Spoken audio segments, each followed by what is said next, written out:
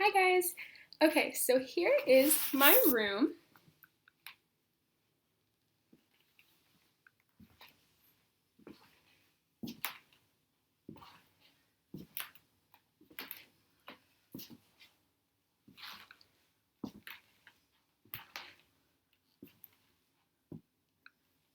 Alrighty, so now that we've got that done, set that here. Okay, and here is my note card. And then here's the back side.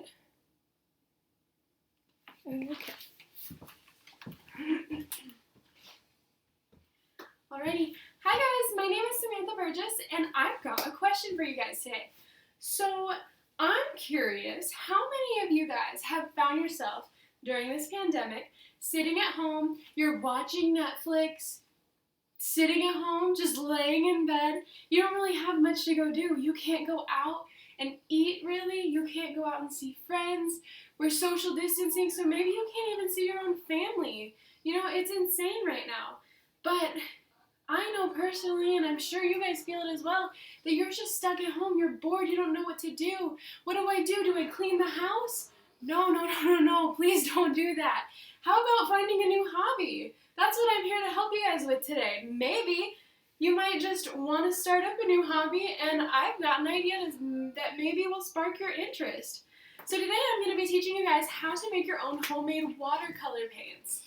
And you guys might be thinking, oh, I'm going to have to go buy so many things for that. I'm going to have to spend money on all these watercolor paints to buy in store. No, you guys might just have this stuff lying in your cabinets. I know I did. I had all this stuff just collecting dust in the pantry. So just look before you head out, and you guys might all have it all at home. I know I did. So the materials that you're going to need. You're going to need cornstarch. You're going to need baking soda. Preferably, it'd be great to have corn syrup as well. And you will also need to have some type of vinegar. For my purposes, I'm using white vinegar, but you guys might want to use something different, but it'll all do the same. And a container to put your watercolor paints in. Maybe a paintbrush once everything is done and you want to paint and create something. And food coloring, and that's really about it. And food coloring, you can choose any color you want, anything you could possibly imagine. Alright, so let's get started, shall we?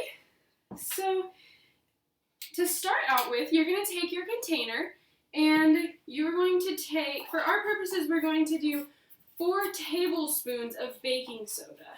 So I'm going to go ahead and get that, but also, just keep in mind, number 1, you don't have to be completely accurate, just as close as you can get. And also, some people are going to want to have larger amounts or smaller amounts. It really depends on the project you're doing. So keep that in mind, that it doesn't have to be entirely perfect. And yeah, you'll be great. Okay, so once you have your baking soda, then we're going to do the same amount, 4 tablespoons of cornstarch. And we are doing this in a particular order because the next step is going to cause a reaction, and we don't want to do that too early. So we want to make sure we have baking soda and cornstarch in the container together to start with. Alrighty, once you have that together, then our next step is going to be vinegar.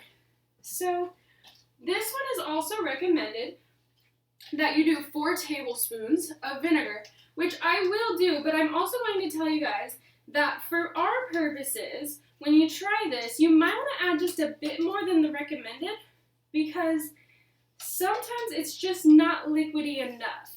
And you want it to be that perfect kind of liquid-like consistency, so you're not working too much with a solid. And once you've got that going, once the reaction, you'll start to see bubbles form.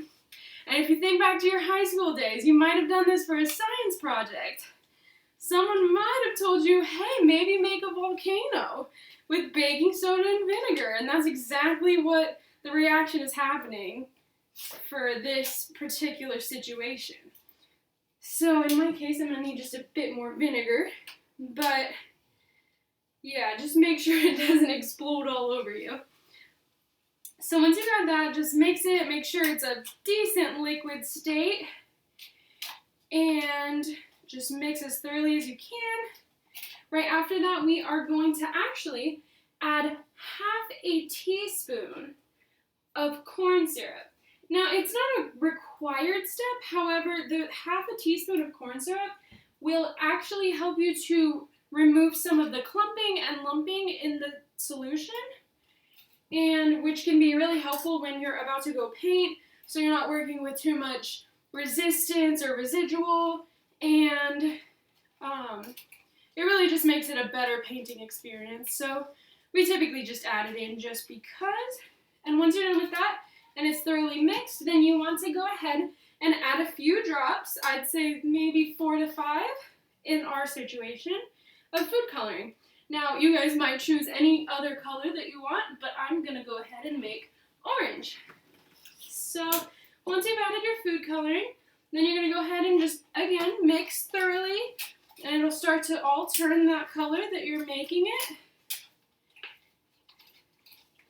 And once you've got that, then you can go ahead and set it aside, and if you have a project and you have colors in mind, go ahead and make those as well. I know personally I made green, I made yellow, I've got all kinds of colors going because who knows what I want to paint, you know?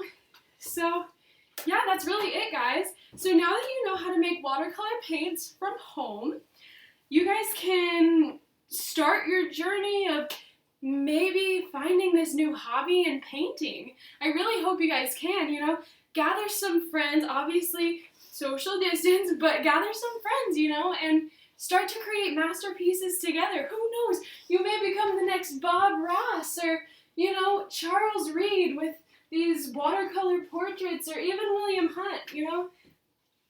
All these artists do such amazing watercolor things, and if you don't try it, you never know if you could be one of them.